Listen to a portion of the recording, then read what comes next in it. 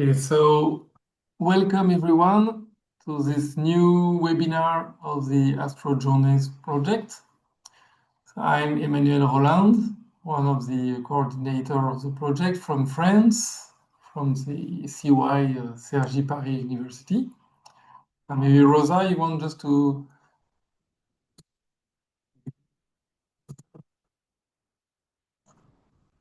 You want me to present myself? We are not listening to you, Emmanuel. Cannot I hear just hear me? you. Now you can, yeah. So don't move much. Okay, Be I will stay like closer and this. don't move. Yeah, say that again. So you want me to introduce myself to say hello? Is that it? Very quick, yeah, just to say hello. Okay, hello everyone. It's nice to see you all here. I will be supporting Emmanuel in this presentation today, and it's a pleasure to have you all here. Okay, thank you. So you tell me if you don't hear. I will. Hola. Okay, so this webinar is a bit special. It's kind of a summary of the methodology of the project. You may have listened to the previous webinars, like the first one where we introduced the project, and another one about our philosophy in inclusion and assessment. And so today we want to kind of sum up the methodology, and also because we have made a lot of progress this year for how we believe in this journey. So I think if we are here, we all believe that our students or the students should be interested in astronomy. We know astronomy is a nice context to interest students in science. And we believe that astronomy can be used for the teaching, not only teaching of astronomy, but teaching of any subject. And the main question is how to do that. So started with a consortium made of 9 partners from 5 countries, partners from different fields, of course, all related to astronomy, but some more in astrophysics subjects, some more in education field, some more in dissemination, etc. But we all are involved in teaching and in creation of resources. So when we met, we asked the questions I just asked you, and we tried to find the way. So as for almost all Erasmus projects, we involve teachers. So we have involved teachers this year, and new teachers will be involved next year. They come to a summer school, and then they have 1 year to create a journey. So the question, of course, is what does that mean, a journey? And that's what I will try to explain. There is no formal definition, but I hope that at the end you will get an idea of what it is. So we are now, and I mean we have always been, but there is now an idea of a community behind Astro-Journeys. It is made by the teachers who went to the summer school last year, but it's also made by all of you who participated to the webinar. And there is, of course, a website where you can, where people who are involved in Astro-Journeys can join and create national or international groups. So we want to emphasize this community. The goal is to create your journey, and it's not to do it alone. You can do it with us, with the community, but you will do it also with the local community. So your colleague, your school, the science clubs around you, the museums. So it's really this idea, of open schools to create a journey, but not only you and your class, but also your colleagues, parents, and also people outside the school. And the proposition we had at the beginning of the project is also to take advantage of artificial intelligence, but in a nice way. And I will try to convince you about that. So we propose now a tool based on Gemini, and to help you handle the complexity of a journey based on astronomy. So we defined a 3D matrix at the beginning of the project that explain that if you want to create something with astronomy, you need at least three items. You need to know about astronomy literacy, to be able to answer your students, but also to have an idea about connections between different subjects. So you need an astronomy literacy. You need, and you have ideas about the curricula and curricula of all the subjects. So it goes from science to arts to language to sports, history. So we know that any subjects can be looked through the lens of astronomy. So you need to have this good idea about the curricula. That's why you need also your colleagues to be with you. And the third point is to have a set of activities. So we know that there is plenty of activities on the web, but what we propose also is to provide a set of known activities from the partners. Doesn't mean that all your journey has to be done with those activities, of course, but it's a good starting point. So we have three items. So I will go through them, and then I will add some more items. So first is astronomy literacy. We had a webinar about big ideas a few weeks ago. So I won't go very deep into that. We can provide you the link later. But I give you here the main. Long time You're ago breaking. already, researchers in astronomy, teachers, educators, thought about what should people know about astronomy. And in 2020, there was this office, Astronomy for Education, that was created by the International Astronomical Union. And this made a new steps into this idea of astronomy literacy. So they created a booklet that is called Big Ideas in Astronomy with 11 themes. And so what does that mean? It means it comes from a collaboration of researchers and teachers. And it doesn't come from nothing. It started like many dozens of years, like in 1986. The first idea to provide people with what should they know, what should the citizen know about astronomy. Of course, it's not all astronomy, it's more what are the main ideas today in 2026 that should be known by the citizens? What should they be aware of through astronomy? And the target of this booklet are educators, astronomers, people who are doing outreach and education. Of course, a citizen, anyone can read those big ideas, but it is to use.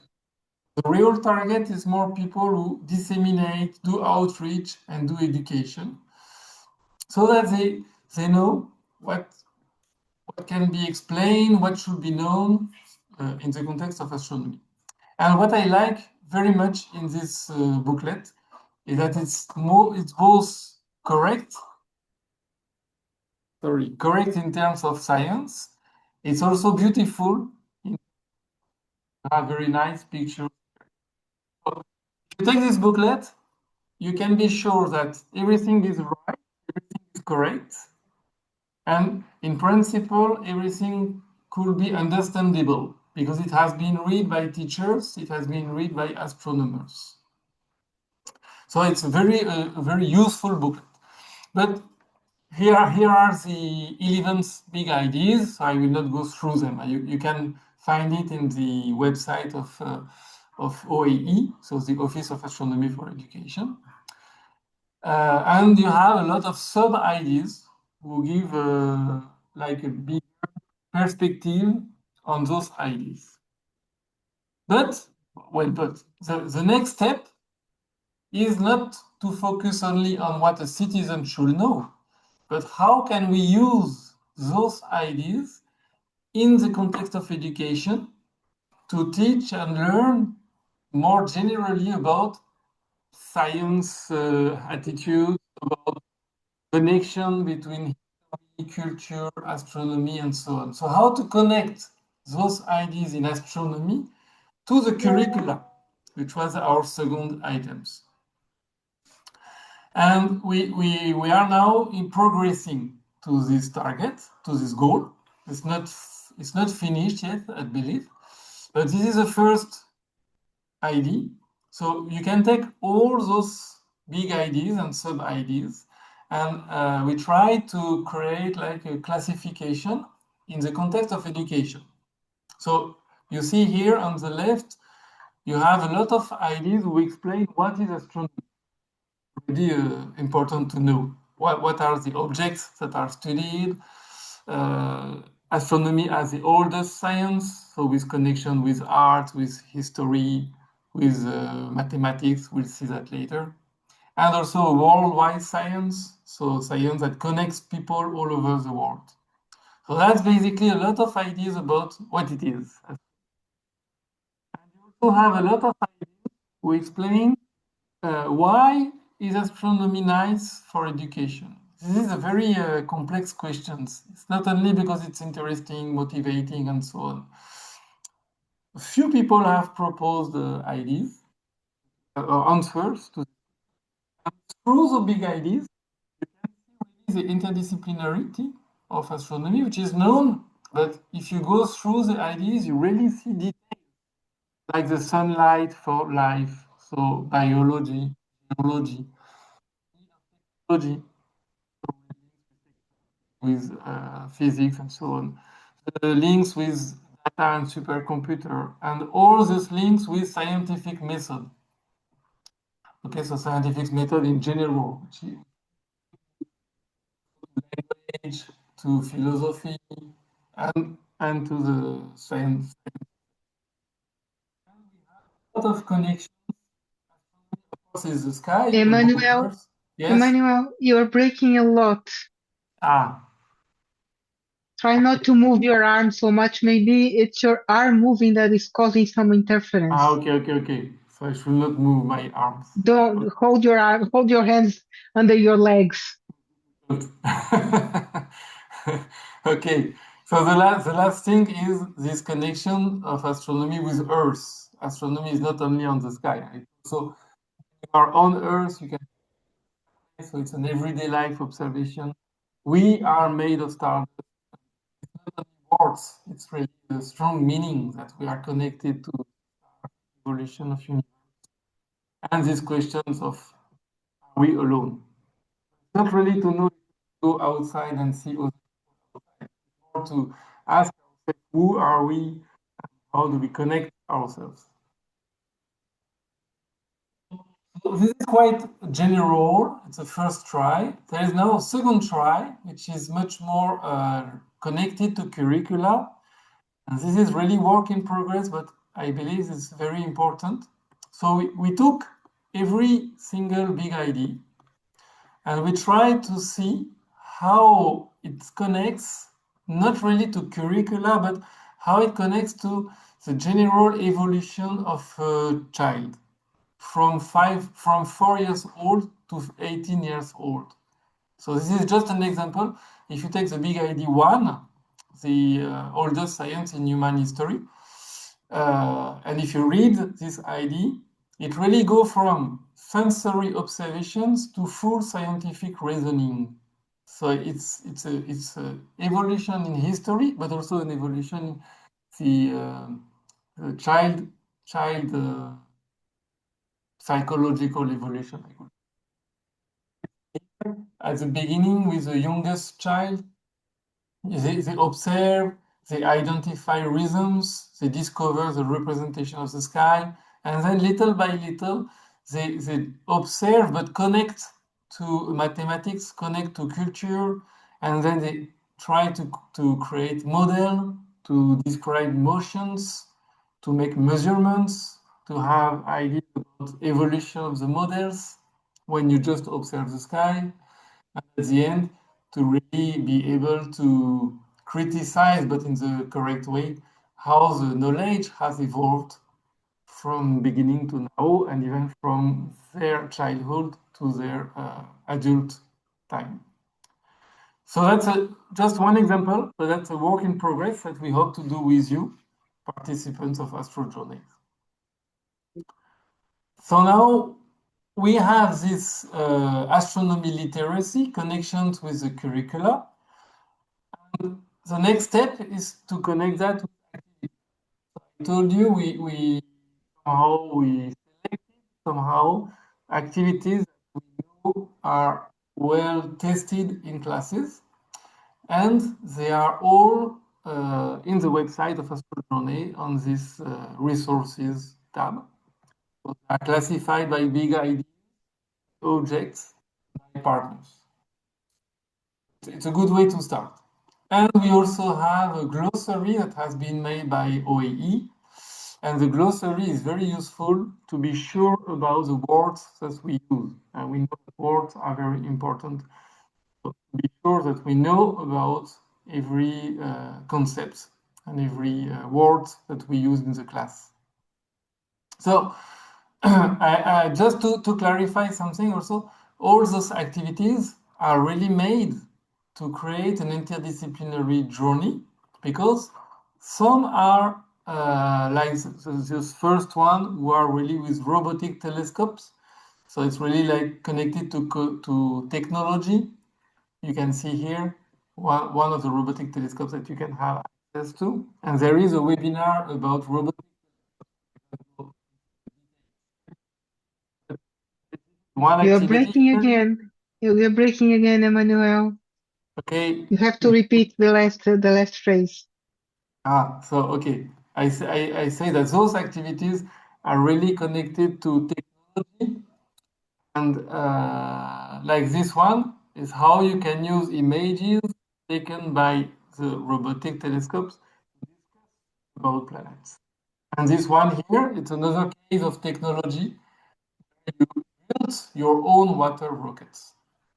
Okay, but we also have resources more connected to mathematics and to scientific point of view, where you use SalsaJ. So it's a software to analyze images, and you can search for Pluto. You can search for exoplanets. You can stars. So here you do more like chemistry, like movements, mathematics. So that's more the science part. But we propose also a lot of arts. So we have nice examples where we use a drawing by Van Gogh, and then think about the sky, the movement of the stars, etc. Or you have here an activity where you have to find the age of a crater in the moon. Last one, not the last one. Also activities with what we call the human hoverary, where the students will walk on the orbits of planets. So again, there is a webinar connected to this one. And here you really mix dance, arts, and science. So my goal with those examples is just to be sure that you understand that the journey is interdisciplinary. So through the context of astronomy, you can really touch a lot of different subjects. I just make a short emphasis about the two main tools in this project, which are the robotic telescopes. And here it's a very recent image obtained here right by friends with the robotic telescopes, and then of course work to, to, to, to get the image beautiful. So that has been done by a student in a high school. and the one on the left has been done by another school in Germany. So those images are made by the students in the classroom. And here, so the second main tool, it's, as I told you, the human ovary, which is really somehow at the opposite. The robotic telescope is really access to technology and to softwares, while human ovary is an embodied tool. So two very different ways to do science and astronomy. Okay, so now I told you there will be more items. So we have gone quite quickly, but to the three items of astronomy literacy, curricula, and interdisciplinarity, and the set of activities. But once you have that, it's not done, because now you need to do something good, and I will give the floor to Rosa. When you want to change the slides. Yes. Okay. Thank you. Indeed, Emmanuel, thank you for the nice introduction. And I think we've been doing this journey together, also with many teachers that are here that started with us in European Hands-on Universe. And this shows how we are evolving with the current needs of the world, adapting and adopting things that are now necessary. They were necessary before, but now they are more than ever. I think the world didn't face, for many years at least, challenges as the ones that we are facing right now. So I think that Astro Journeys is combining things that are fundamental for the future of our world, for the future of our species. First of all, as Emmanuel showed, this is astronomy. Astronomy is the essence of what we are, right? We are all made of stardust. So there's no doubt that astronomy and the understanding of astronomy is something that is completely relevant and important to us for all the many reasons. And I mean, we cannot question that. But it's important that this is delivered in a way that everybody can understand, and in a way that brings to humans an understanding of our place and dimension in the cosmos, and how important it is for us to respect the planet where we live in and to respect each other, which is something that seems often that people are forgetting. So associated with the scenario that you are creating, these other dimensions are bringing important elements that are tailoring how you are addressing learning with the students. And this is the good idea. And idea stands for inclusion, diversity, equity, and accessibility. These are important words for any subject domain. It's important for any activity in life. And these are the words that seems not to be understood by many humans right now. So if I ask you, how do we make sure that in the future this is done? It's in the hands of teachers, right? You are the ones making sure that this will reach out to the students and that they will be educated to be better humans, having this idea always in place.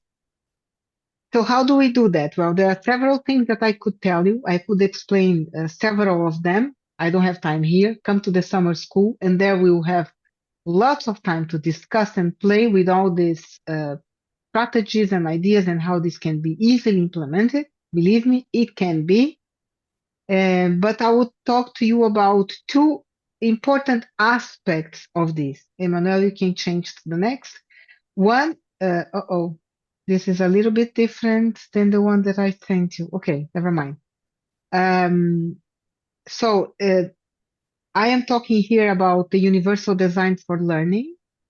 And the universal design for learning is a methodology that it was created many years ago, and it's already very well tested, that help us work with diverse group of students, even if we don't know what are the specific needs of each and every student that we have.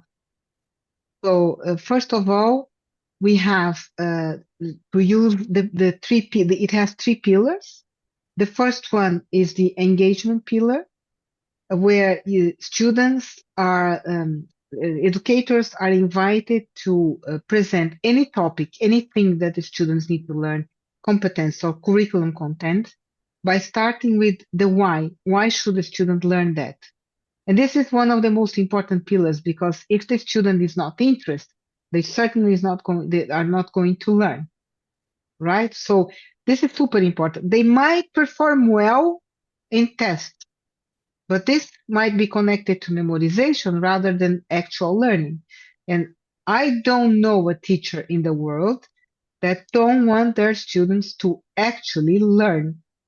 And for them to learn, or for any human to learn anything, you need to be engaged. This is the first pillar. The second pillar is what you are teaching, what you're presenting to them.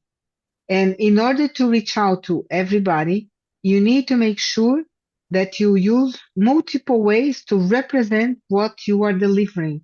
So that if you have students with any specific aspect or even preferences, you are getting to them because you are presenting that particular topic in a way that is understood by all, be them so-called normal students or visually impaired or auditively impaired or colorblind, or if they have dyscalculia or dyslexia, or even if I prefer to see images than to read, or I prefer to read than to listen, any way you represent things will make their lives easier. And finally, the how.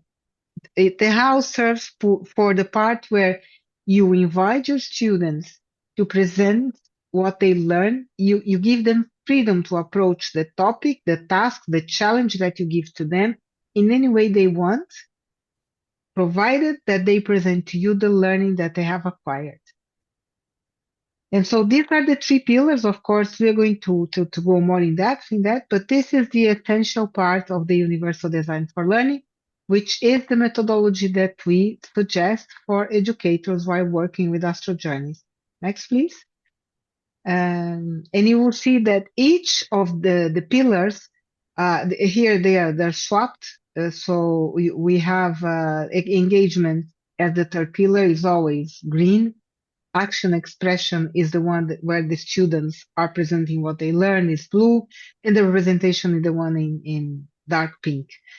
And they are connected to different parts or different activities of our brain. The engagement part is the affective learning, meaning, again, if I'm not interested, I'm not going to learn. If you call me to a meeting and you're going to talk about soccer, you lost me at the very beginning because I hate the football industry. So I'm not emotionally engaged, so I don't want to learn. So this is the affective part. The part related to the representation has to do with the recognition. So if you are talking to me in a language that is foreign to me, or if you're using words that are too academic or too technical, and I don't understand what you're saying, I'm also lost to you.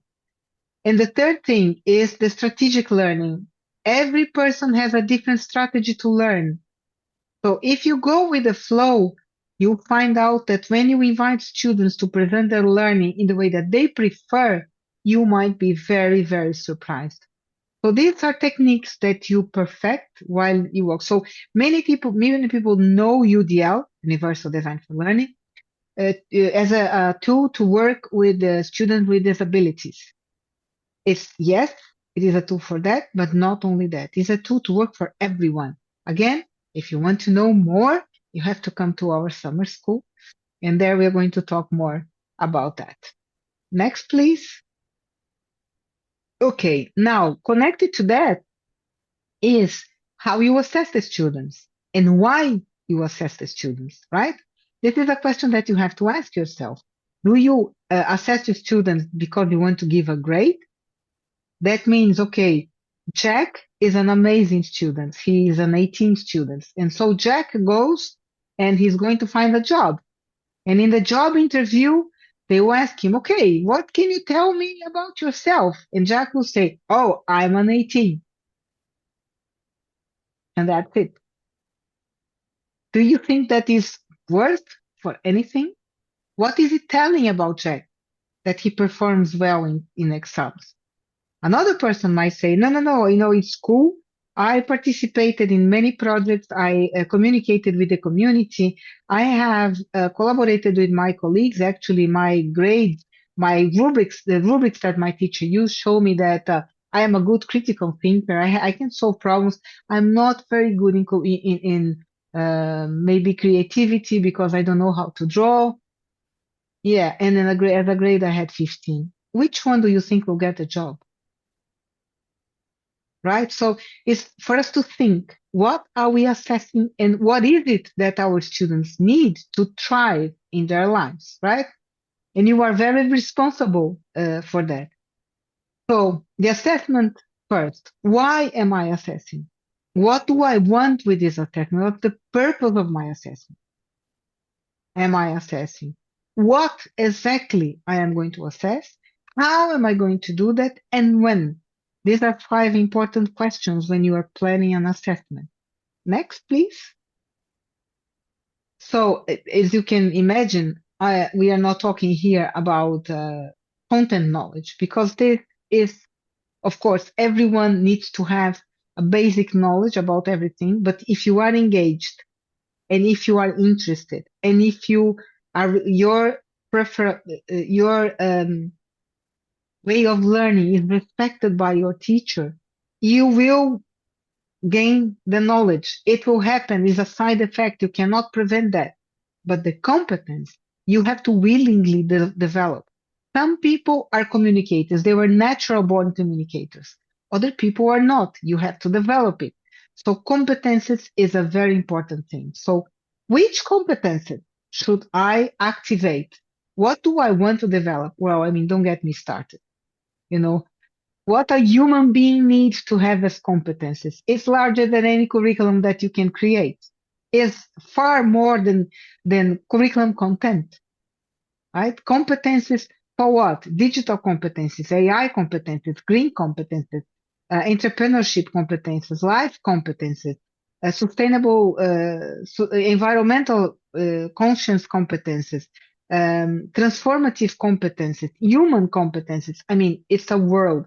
And we need to choose which are the ones that we are going to develop in each phase of the students' development, right? So this is something that you need to choose wisely. What do I need?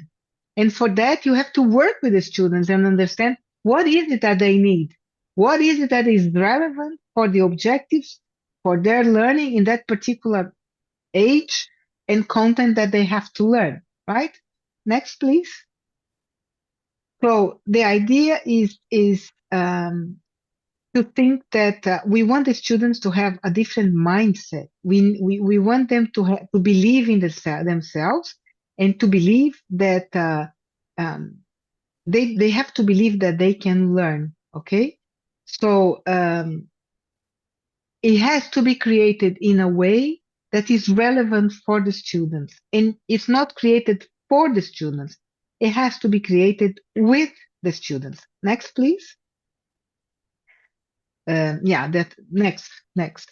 So how do I want to assess the students? Well, first, formative to generate feedback, meaning formative assessment is to make sure that I, together with the student, assess where they are in a specific task or challenge.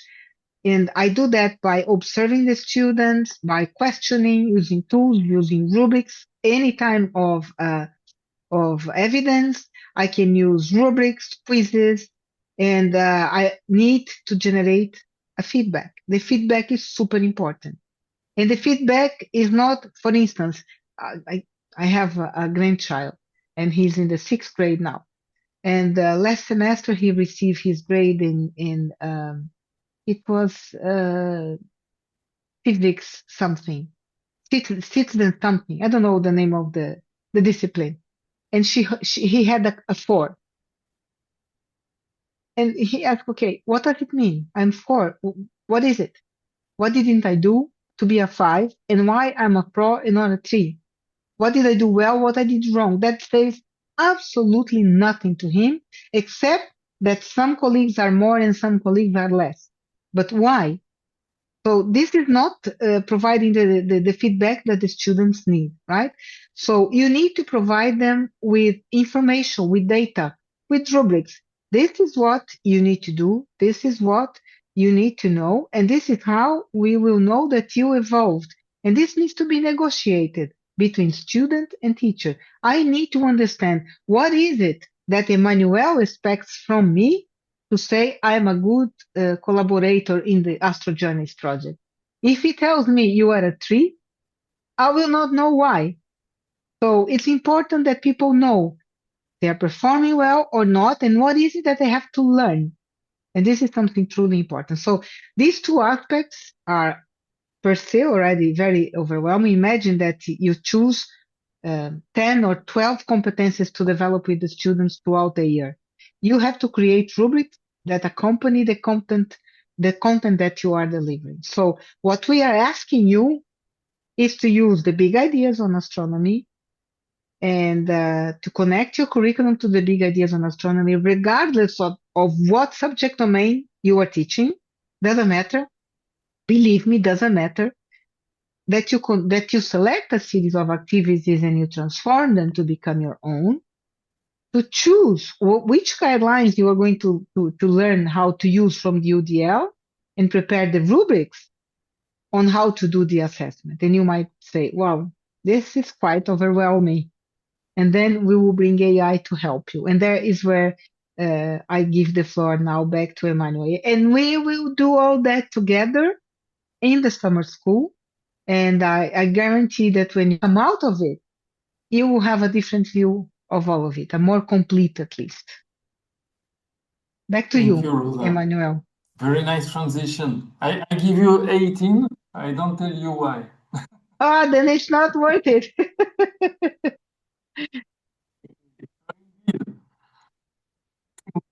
The beginning, You are breaking, Emmanuel. I think it's your position. I don't know what it is. No, now we don't hear at all. here. Hear me? Yes.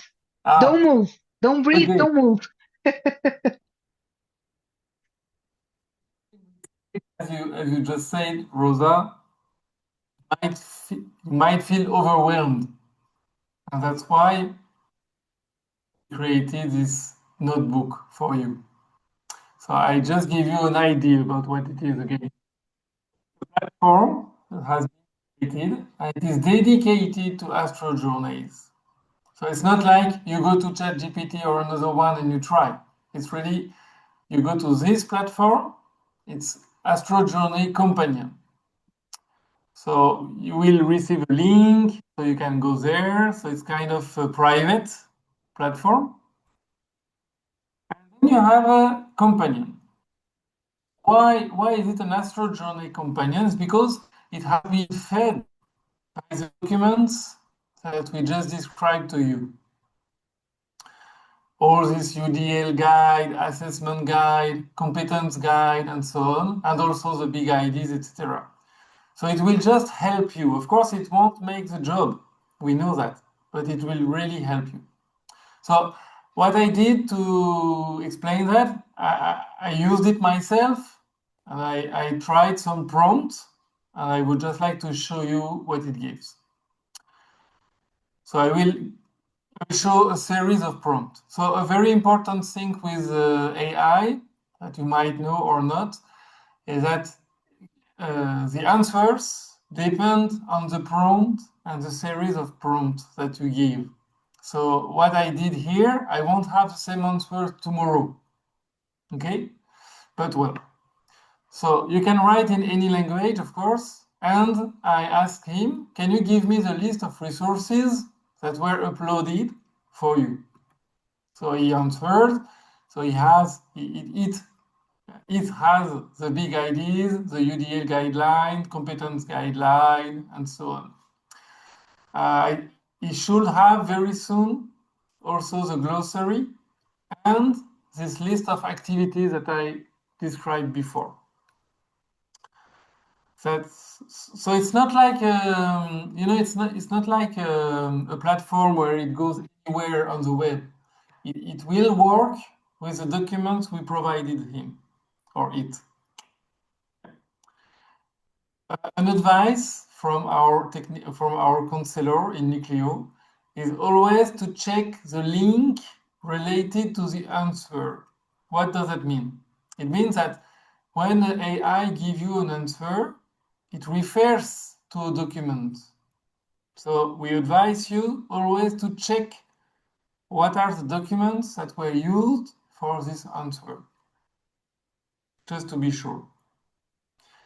So now the suggestion is that the first prompts are there to explain who you are, what is your school, what is your goal, and what do you want to do in terms of journey or teaching or whatever.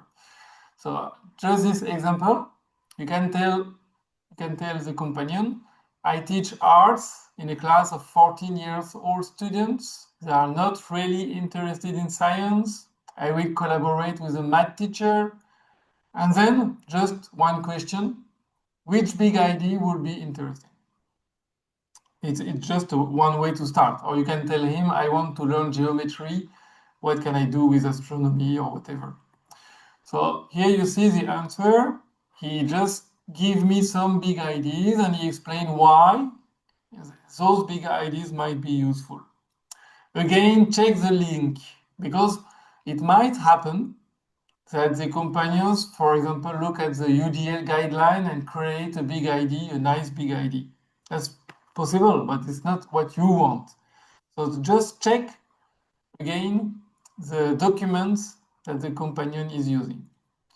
But well, once you have that, you can tell, okay, now you tell me about this big ID 11 here, but you have read the big IDs yourself. So you know here there is something strange. So you check the answers that are provided by Gemini and you tell him, are you sure this big idea is about preservation of Earth or is it culture? So he can give you more details. So I really advise you to engage into a discussion and to always be critical about what you read. And here now, once I ask him more details, he gives you a better answers. And he tells me, okay, now maybe big ID 1 is better. Let's start with that. Okay, so once you have done that, you can go further. You can ask, I don't know, any question. At some points, you need to go to the activities. So the suggestion is use Gemini for some times, just to clarify what you want to do with your colleagues, with the subjects and students. And then go to the activities and start with Astro-Journeys activities and try to select, like here I selected big ID 11. I could select also solar system or whatever. And then I have some proposition. Then for all those activities, you have a PDF and a summary. The PDF should be you can use a PDF to do the activity. So the nice thing to do is to download this PDF to Gemini. So you have to do that yourself for the moment. You have to find the activity, download it to Gemini, and then you can ask him question. Okay, can you tell me the connection between these activities on art and math and about UDL? Because this is not an easy task to do. And AI is very good in that, to help find connections. And then he gave me an answer. So he explained how you can connect this activity to art, to math. Is it fine already with UDL criteria or not? And then you could go further. You can ask him, how can I find different way to represent the activity, etc. So everything Rosa just explained. So it can help you to start, I would say, have the first idea. But then in any case, you need to adapt the activity to your class. You need to connect the activities. So Gemini can help, but it cannot do all. And you have to discuss with your colleagues and implement in the class. So that you have to do it, of course. But it works. I mean, this year we already have a lot of journeys that have been made with this 3D matrix. And then at the end, you can share. You can share with us, and you can share with parents and the community. So here on the right, you have one nice pictures of an open day. So a day where parents, students, and colleagues come. This was made in France, so I was there. And here you have astronomers also who came with a nice presentation, but you also have the students who did a presentation and explained what they did during the year. And, uh, and, and here I finish with a very nice production that has been made by a Greek teacher who created lyrics and the AI made the music. Did you share the sound of your Yes, computer, yes, I Emmanuel? did, I did, I Okay. did, I did. And again, likes my shadow and the pain makes me dream of journeys, my endless astro journeys, somewhere else in the universe, in galaxies, planets and stars, dream to make my journeys, my endless astro journeys.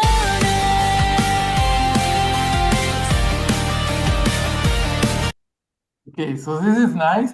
I have to say, for myself, I would have preferred had made the music, but it might not have been so nice. Emmanuel, can I just add one thing? You said that the resources, that the teachers have to go separate and choose the resources, but they are all uploaded to Jam. So if the teachers want, they can ask if Jam can suggest a few of the activities just to give an idea. Sometimes it's good to break the ice to our brain and say, oh, okay, I didn't think Yeah, yeah, about that. sure. And then you can go to the resources and explore more. But they are all there already. But of course, it's AI giving its calling steps. So there is a lot to improve yet, right? But Exactly. it is already working very good, very well to help educators put everything together in a simple way, in a simpler way. That's the point I hear to help us here. I will say in French. So, oops, sorry. So now many more to come from you, from everyone. So we have about 10 minutes to open for your comments and questions. Then we make an evaluation with okay. Any comments or questions? Everybody's very quiet. Let me check the chat. Ah, yeah. The sharing so we can see each other. This is nicer.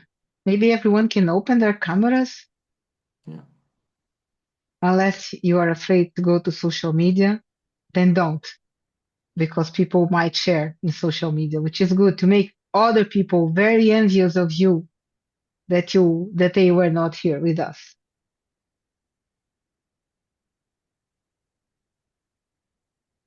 Yeah. I see more Just familiar faces. one comment also is that we talked a lot about the summer school because this webinar indeed was intended to prepare also the teachers to the summer school. But don't worry, if you are not coming, you can still be part of Astro Journeys. You can still use the Gemini platform, etc.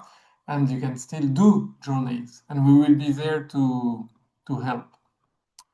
So And in the countries where the project is being implemented, I don't remember all by heart now. So, but it's Germany, France, Greece, Portugal, with a lot of goodwill from NIDA, all from the IAC, also Spain, a little bit. You have support from these countries. In Portugal, for instance, we are organizing an accredited training where teachers get points to progress in their career. Actually, we have some participants here that are participating in our courses. Um, so yeah, and we can also We are going to have also more tutorials online in the platform. There will be more material and all the webinars that we have conducted. So all of this is available to support teachers to implement the project in the schools. Yeah. Thank you. Thank you, Rosa. Thank you, everyone. So I hope to have news from you in the near future. And I wish you a very nice evening. Thank you. I hope I was recording. I was recording.